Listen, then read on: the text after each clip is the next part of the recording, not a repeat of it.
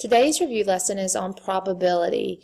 And if you remember, probability is the chance of something occurring, the chance that something is going to happen. And when we do probability, we always put it in fractions, and then we can change it to decimals and into percents if needed. So let's read this first section. It says, a number cube is rolled and a coin is tossed. Find each probability. Well, remember, a number cube is just a fancy name for a dice. And so when we see a number cube, we should immediately think that it has the numbers 1, 2, 3, 4, 5, and 6 on it. Then, of course, a coin has a heads and a tail side to it. So when we read this, it says the P, which stands for probability, of 2 and a heads. So we look here, what is our chance of getting a 2? And then we look, and there's only 1, 2. So my fraction would be 1 out of how many total things are possible, and there's out of 6. So we have a 1/6 chance of getting a 2. Our chance of getting a heads would be 1 out of 2. And so we multiply. And means you do multiply. So our fraction of this happening would be 1/12. Now I do want to look at one more in this section, only because it's something I know my class struggled with, was this or.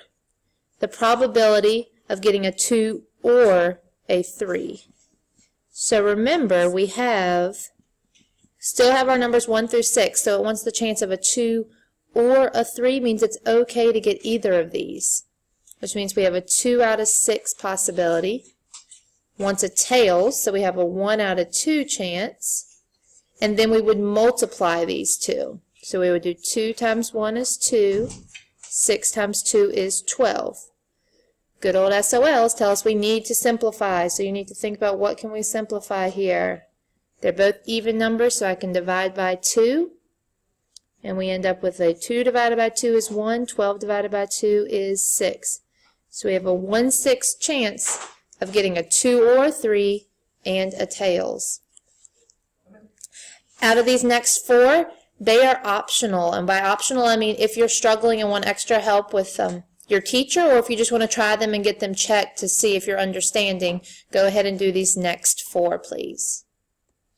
So let's go ahead and look at another example now of probability. And it says there are 5 yellow marbles, 1 purple marble, 3 green marbles, and 3 red marbles in a bag. Once a marble is drawn, it is replaced. Find the probability of each outcome. So imagine we're getting the probability. We want to get a purple and then a red. So when you reach in this bag the first time, what is your chance of getting a purple? So I look up here and I see that there's 1 purple. Out of the bottom is always the total. So how many total do I have? I have 5, 6, 7, 8, 9, 10, 11, 12. So my chance of getting a purple is 1/12. Then that means I'm doing 2 things. Whenever I'm doing the 2, I'm timesing. And then a red. So I go up here and I look. How many reds are there a chance of me getting? There's 3 reds. There's still 12 marbles. So when I go to multiply these, I have 1 times 3 is 3. 12 times 12 is 144. And once again, good old probability, we need to simplify. And hopefully some of you are realizing that 3, usually the only thing 3 can be simplified by is 3. So 3 divided by 3 would be 1. And then for the 144, divided by 3 gives us 48. So the chance of this occurring is 1 out of 48. Once again, if you feel like you need extra practice and want the teacher to help you, or you just want to do 1 or 2 more, or as many as you need to get that extra practice, feel free to go ahead and do that. If not, go ahead and flip over to the next part.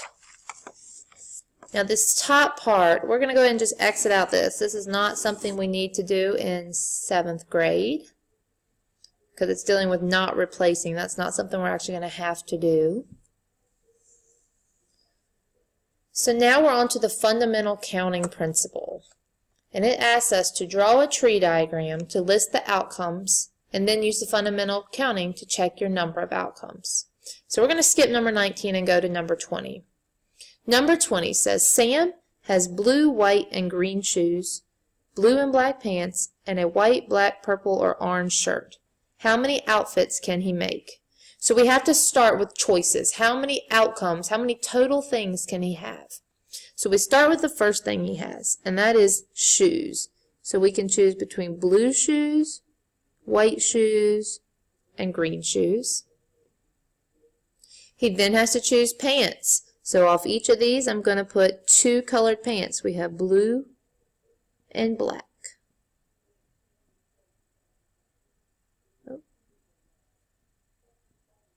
And then blue and black. And then he has to make yet another choice. He has to decide on what kind of shirt color. And he has 4 different ones, white, black, purple, orange. So off each of these, there's going to be 4 things. And I'm not very good at this, but white, black, purple, orange. White, black, purple, orange. White, black, purple, orange.